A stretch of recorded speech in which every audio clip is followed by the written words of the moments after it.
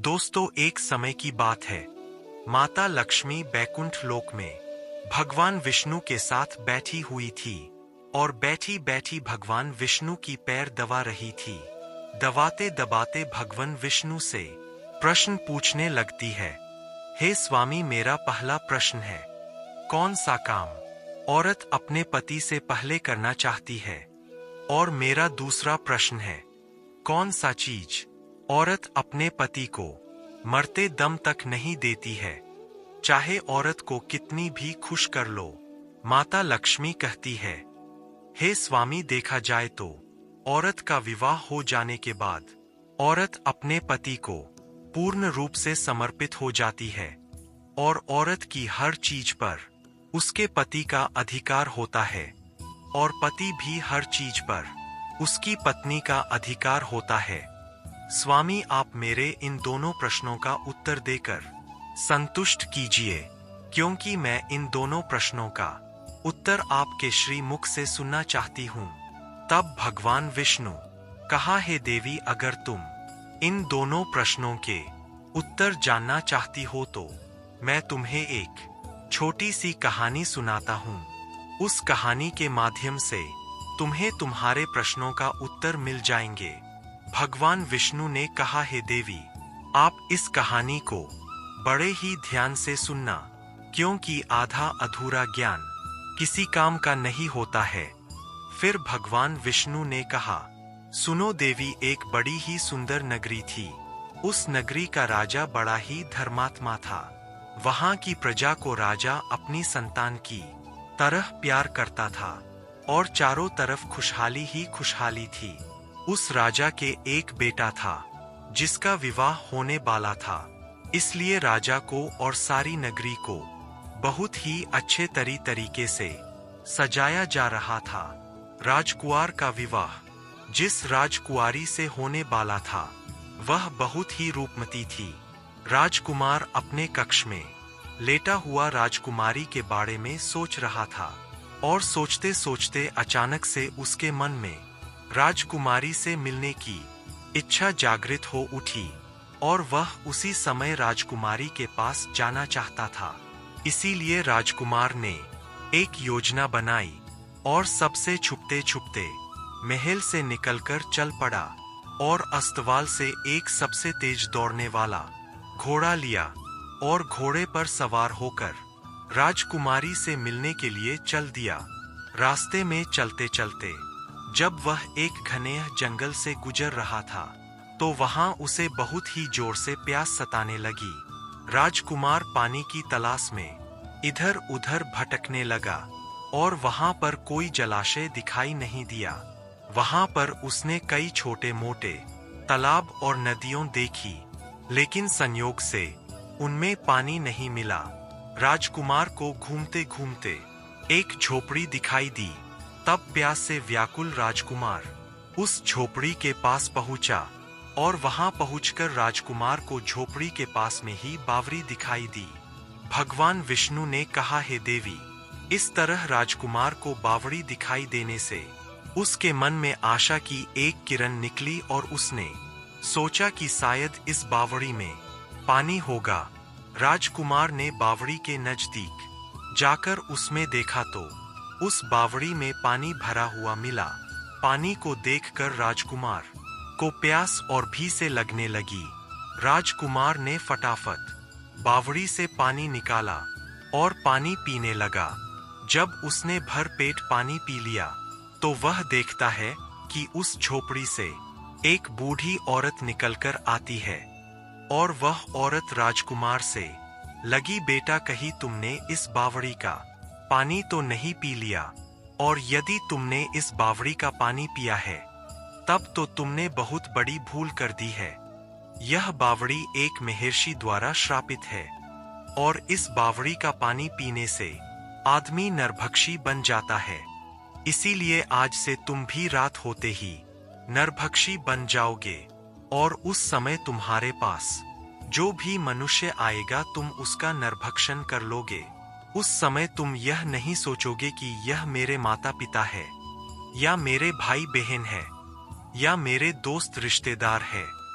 उस समय तुम्हारे निकट आने वाले पशु पंछी या मनुष्य तुम्हारा भोजन होगा।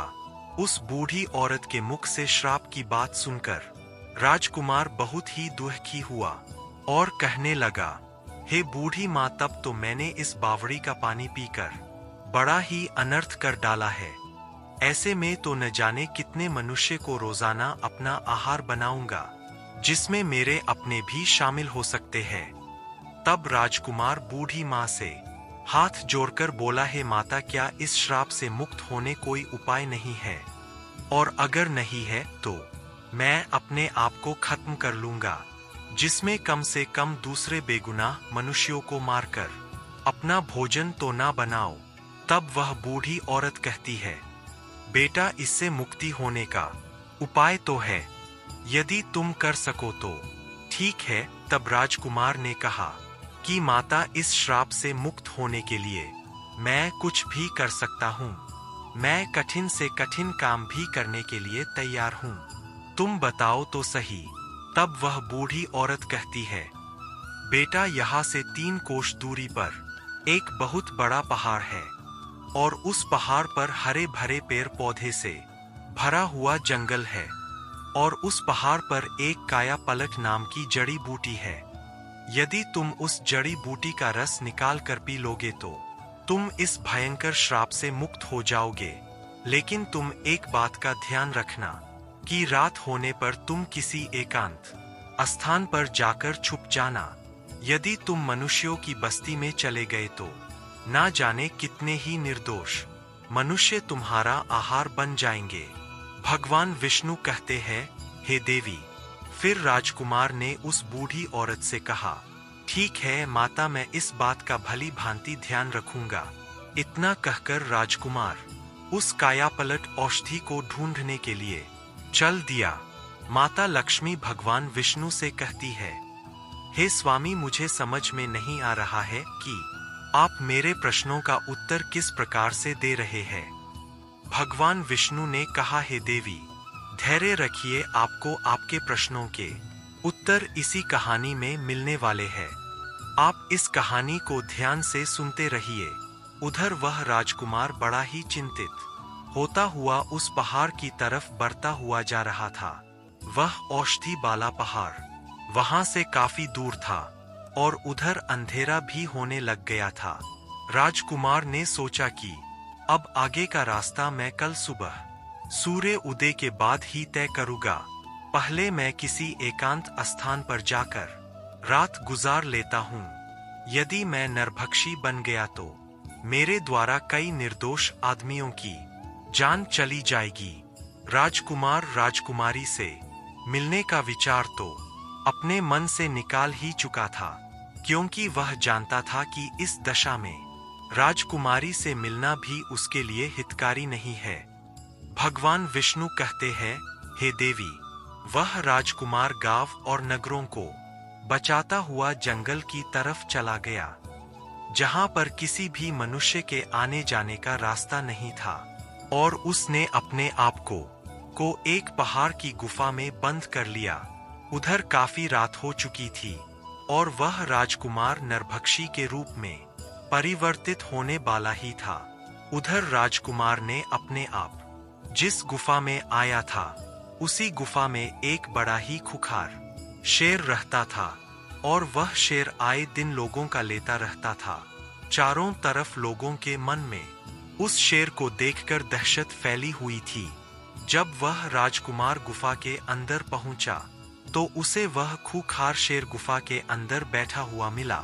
उस शेर ने राजकुमार को देखा तो मन में बड़ा खुश हुआ कि आज तो घर बैठे ही भोजन चलकर आ गया। शेर घूरता हुआ राजकुमार की तरफ झपटकर उसे खाने वाला ही था।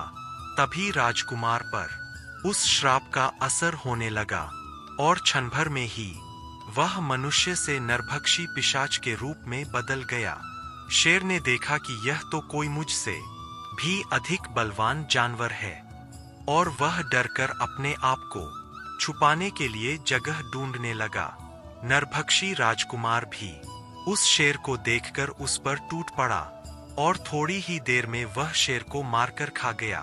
भगवान विष्णु कहते हैं, हे देवी, इस प्रकार राजकुमार ने नरभक्षी के रूप में रात भर उस गुफा में समय बिताई और सूर्य उदय होते ही वह अपने असली रूप में आ गया। राजकुमार उस गुफा से निकलकर आगे का रास्ता तय करने लगा। तभी गांव के कुछ लोगों ने देखा कि यह युवक तो उस दिशा से आ रहा है जिस दिशा में वह आदमखोर शेर रहता है। लोगों को उसे जीवित देखकर बड़ा आश्चर्य हुआ और सब लोग पूछने लगे, अरे भाई, तुम कौन हो और इधर कहां से आ रहे हो? इधर तो एक खुकार शेर रहता है जो लोगों को मारकर खा जाता है।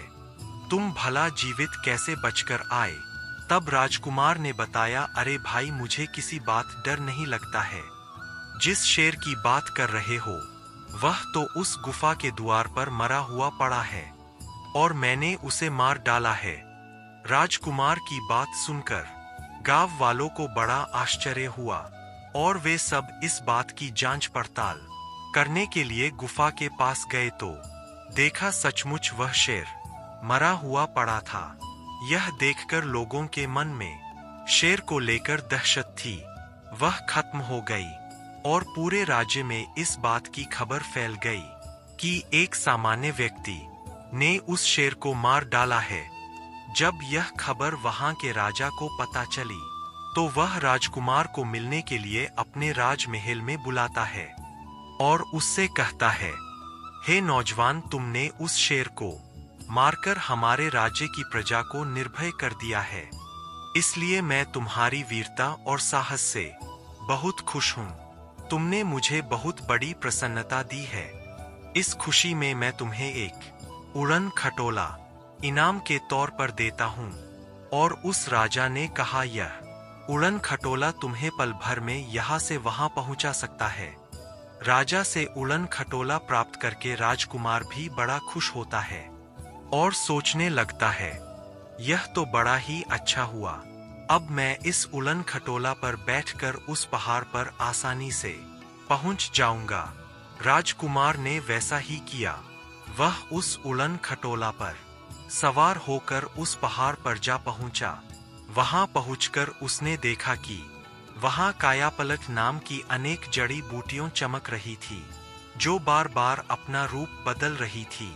बूढ़ी माँ ने पहले ही बता दिया था कि जो बूटी अपना रंग रूप बदलते दिखाई दे उसी का रस निकाल कर पी लेना।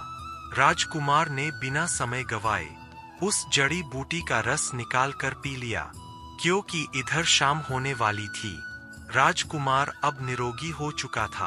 अब राजकुमार ने क्या किया कि उस उड़न खटोला पर बैठकर अपनी राजकुमारी के नगरी को चला गया और वहां पहुंचकर वह अपनी राजकुमारी से मिलता है और राजकुमारी भी अपने राजकुमार से मिलकर बड़ी खुशी होती है। उधर राजकुमार ने अपने नगर में खबर भेजवा दी कि आप बारात लेकर आ जाओ, मैं अपने ससुराल पहुंच चुका हूं। उधर राजकुमार की बारात जाती है और अगले दिन उसका राजकुमारी के साथ बड़े ही धूमधाम के साथ विवाह हो जाता है और वह अपने नगर को आपस चले आते हैं। दोनों ही बड़े आनंद के साथ रहने लगते हैं और कुछ दिनों के बाद राजकुमार के घर में एक पुत्र का जन्म होता है और पुत्र की खुशी में राज परिवार में जश्न मनाया गया। प्रजा में मिठाई बांटी गई। उधर माता लक्ष्मी ने भगवान विष्णु से पूछा कि प्रभु, आपकी लीला मेरे को तो समझ में बिल्कुल भी नहीं आई। मेरे 2 प्रश्नों का उत्तर बताने के लिए आपने मुझे एक राजकुमार की पूरी कहानी सुना दी, लेकिन उत्तर अभी तक नहीं मिला। तब भगवान विष्णु कहते हैं, हे देवी, अब बहुत ही जल्द तुम्हारे प्रश्नों के उत्तर मिलने वाले हैं। फिर क्या हुआ? एक दिन उस राजकुमार के राज्य पर शत्रु देश ने आक्रमण कर दिया। तब राजकुमार अपने दुश्मनों से लड़ने के लिए युद्ध क्षेत्र में जाता है।